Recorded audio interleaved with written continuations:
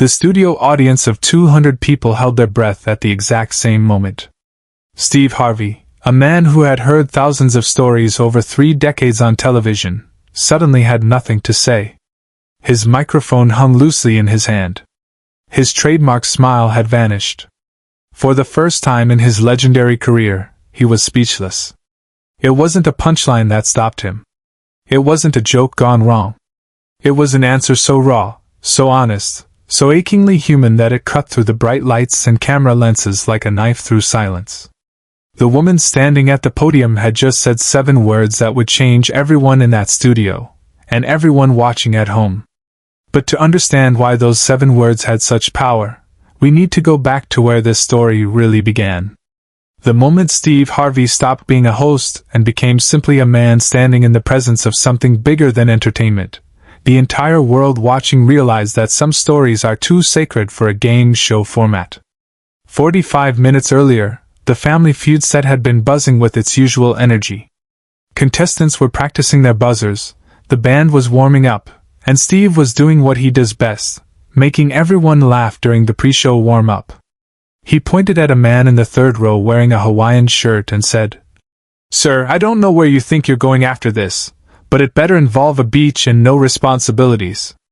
The audience roared. This was the Steve Harvey they knew. Quick wit, perfect timing, that ability to make a room full of strangers feel like family. The Johnson family was up first against the Martinez family. Standard Family Feud format. 2 families, 7 contestants each, competing for a chance at $20,000. The Johnsons had driven 12 hours from Ohio. The Martinez family had flown in from Arizona. Everyone was excited, nervous, camera ready. Rachel Johnson was the team captain. Mid-40s, brown hair pulled back in a simple ponytail, wearing jeans and a burgundy sweater. Nothing about her appearance suggested what was coming. She looked like any other contestant, excited, a little nervous, ready to play the game. The first few rounds went normally. Name something people do when they can't sleep. Name a reason someone might cancel a date. Standard questions. Standard answers. Steve did his thing, making jokes, feigning shock at surprising answers, keeping the energy high. But then came round 4. The question appeared on the board. Name something a husband does that makes his wife feel truly loved. It seemed innocent enough. The kind of question Family Feud asks 100 times. The survey said responses like, brings flowers, does the dishes, says I love you, gives hugs, were all up there. Steve walked over to Rachel's podium. He had that playful glint in his eye, ready to banter, ready to make a moment out of whatever she said. All right, Rachel, he said with his signature smile. Name something a husband does that makes his wife feel truly loved. Rachel looked at the board. She looked at Steve. Then she looked down at her hands for just a moment, and something in her expression shifted. It was subtle, barely noticeable on camera, but Steve saw it. After decades of reading people, he saw it. When she looked back up, her voice was steady but quiet. He stays. 2 words. He stays. Steve blinked. He stays? He repeated, waiting for her to elaborate, to make it into something game show friendly. Rachel nodded. He stays. When everything falls apart. When the diagnosis comes. When the treatments fail. When you're not the person he married anymore because the disease changed you. When your hair falls out and you can't remember his name some days and you're angry at the world and taking it out on him. He stays. He doesn't leave. He doesn't give up. He just stays. The studio went quiet. Not the quiet of waiting for the next joke. Not the quiet of anticipation for the board to reveal an answer. The quiet of 200 people collectively realizing they were witnessing something that transcended the format they'd come to see. Steve Harvey stood completely still. His hand, which had been gesturing animatedly just seconds before, dropped to his side. The microphone hung forgotten at his hip. He stays, Rachel repeated, softer now, and a single tear rolled down her cheek. That's what my husband did. For 3 years. Stage 4 cancer. He never left. Not once. Even when I told him to. Even when I pushed him away. He stayed. Subscribe and leave a comment, because the most powerful part of this story is still ahead. The board didn't matter anymore. Whether he stays, was up there or not became irrelevant in that moment. Steve Harvey took a step toward Rachel, then another. The cameras kept rolling, but the game had stopped. Producers in the booth were frantically whispering into headsets, but Steve wasn't listening to his earpiece anymore. He walked right up to Rachel's podium, closer than he ever gets to contestants during gameplay. Is he here? Steve asked quietly, and even though he was wearing a microphone, it felt like a private conversation. Rachel shook her head. He passed away 4 months ago. Steve closed his eyes for a long moment. When he opened them, there were tears there too. And you're here, he said. It wasn't a question. It was understanding. He made me promise. Rachel said, her voice breaking now. When he knew, at the end, he made me promise I'd keep living. That I'd do something that scared me. That I'd laugh again. He loved this show. We watched it every night during chemo. He'd make up ridiculous answers just to make me smile. He said, Rachel, if you ever get the chance, you go on that show. You play that game. And you tell Steve Harvey that the best husband in the world watches his show. The audience wasn't just quiet anymore. People were openly crying. A woman in the second row had her hand over her heart. A man in the back row was wiping his eyes with his sleeve. The Martinez family, who were supposed to be the competition, were standing together at their podium with tears streaming down their faces. Steve Harvey, who has made a career out of always having the perfect response, who can turn any moment into either comedy or inspiration, stood there as just a man. Not a host. Not a celebrity. Just a human being in the presence of profound love and profound loss. What was his name? Steve asked. David, Rachel said. David Michael Johnson. Steve nodded slowly. Then he did something that no one expected, something that wasn't in any script or format or producer's notes. He took off his suit jacket. His beautiful, expensive, perfectly tailored suit jacket that was part of the Steve Harvey brand, part of the image. He walked around the podium and draped it over Rachel's shoulders. David, Steve said, looking directly at the camera, speaking to a man who would never see this episode. Your wife just told everyone in America what a real man looks like. And brother, you set the bar so high that the rest of us are going to spend our lives trying to reach it. The studio erupted. Not with applause, not yet, but with a collective sound of emotion released. It started with one person standing, then another, then the entire audience was on their feet.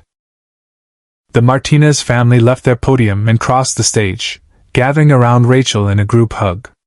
The Johnsons rushed onto the set, crying, embracing their family member. Behind the scenes, Steve made a decision that defied every producer's expectation. He called for a complete show stoppage. The cameras kept rolling, but Steve waved to the control booth. Stop the clock, he said. Stop everything. This moment is bigger than the game. For the next 15 minutes, Family Feud wasn't a game show. It was a memorial. It was a celebration. It was a moment of collective human recognition that love is the only thing that matters and loss is the price we pay for that love. Steve sat on the edge of the stage, Rachel sat next to him still wearing his jacket, and they talked. Not for the cameras, not for the audience, but because that's what the moment needed. He asked about David. She told him stories. About how they met in a grocery store arguing over the last bag of coffee beans. About their wedding day when it rained so hard they had to move everything inside and David slipped on the wet floor during their first dance. About the day of the diagnosis, when David had held her and said, "We're going to fight this thing together, and if we can't beat it, we're going to love each other through it." The audience listened in absolute silence. Steve's questions were gentle, respectful, giving Rachel space to remember and to grieve and to celebrate all at once.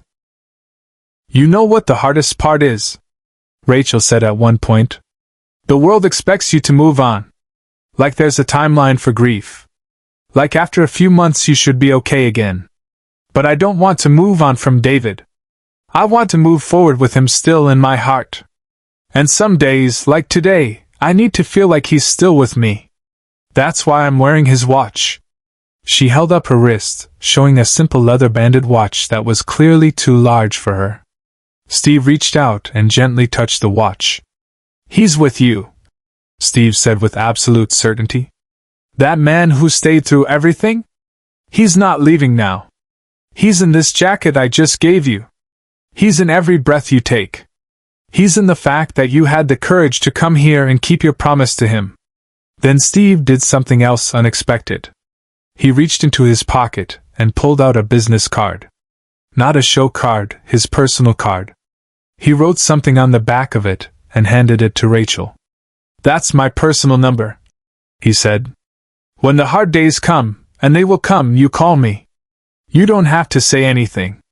You can just call and I'll answer, and we can sit on the phone in silence if that's what you need, or you can tell me about David, or you can cry, or you can laugh. But you won't be alone." Rachel stared at the card, then at Steve, then she broke. Really broke. The kind of crying that comes from somewhere deep and ancient, the kind that can't be held back any longer. Steve pulled her into a hug, and for a long moment, they just stood there on the Family Feud stage while the audience witnessed something that television rarely captures: genuine, unscripted, unrehearsed humanity. But this is the moment no one in the studio, and no one watching at home, ever saw coming. When Rachel finally pulled back, she looked at Steve and said, "Can I tell you something? About why he stays means everything?" Steve nodded, still holding her hand. 3 weeks before David died, Rachel began, her voice steadier now. "He couldn't talk anymore. The cancer had spread. But he could still write, barely. His hands shook so much that I had to hold them steady. And he wrote me a note. Just 3 words. He wrote, 'I'm still here.'" She pulled a small, folded piece of paper from her pocket. Worn soft from being touched countless times, the edges frayed, the paper itself bearing the evidence of tears. She unfolded it with trembling hands and showed Steve. In shaky, barely legible handwriting, 3 words. "I'm still here. Even when he was dying," Rachel said. "Even when he could barely breathe, even when every moment was pain, his concern was making sure I knew he was still with me. That he was staying. Right up until the very end."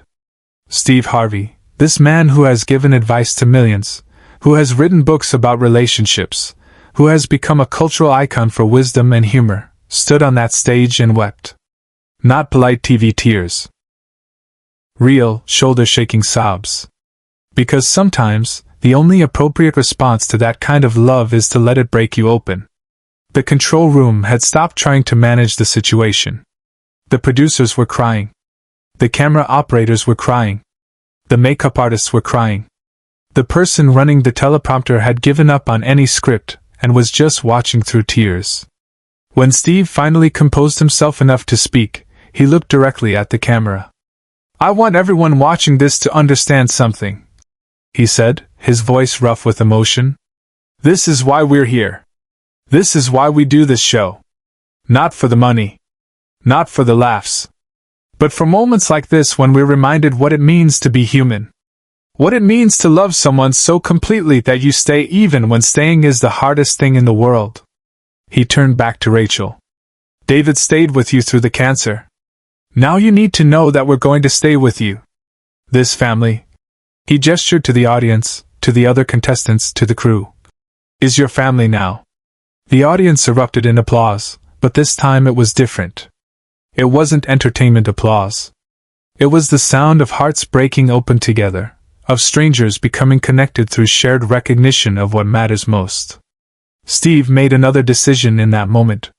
He turned to the producers and said on camera, "I don't care what the score is. Both families win today. Both families get the $20,000. And we're setting up a fund in David's name for cancer research. We're going to match whatever America donates." The show aired 3 weeks later, on a Thursday night in February.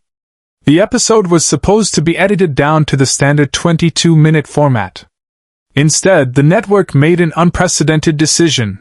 They aired the full 45 minutes, commercial-free, with a content warning at the beginning that the episode contained emotional content. It became the most-watched Family Feud episode in the show's history. Over 30 million people watched. The David Johnson Cancer Research Fund raised over $3 million in the first week. Rachel still wears Steve's jacket to this day. And David's watch. And she keeps that folded note in her pocket, always. Because some people stay with us long after they're gone. And some moments on a game show stage remind us that love, real love, is the only thing that truly matters. Share and subscribe. Make sure this story is never forgotten. Steve Harvey said it best in an interview months later. I've hosted thousands of episodes. I've heard 10,000 answers. But he stays? That's the one that changed me. That's the one that reminded me why we're all here.